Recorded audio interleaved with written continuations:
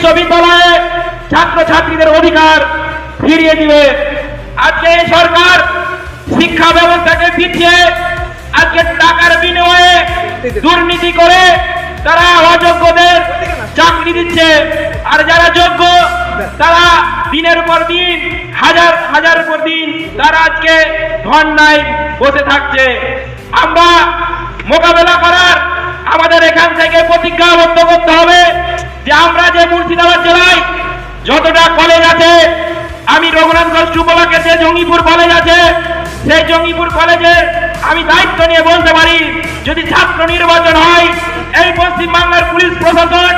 এই পশ্চিমবাংলার সরকারের যে গুন্ডা বাহিনী তারা যে ভোটকে না প্রহসন করে, তাই দায়িত্ব নিয়ে বলতে পারি জঙ্গিপুর কলেজ ছাত্র পরিষদের হবে। এরকম শুধু জঙ্গিপুর কলেজ নয়, আজকে এখানে যতটা এইরকম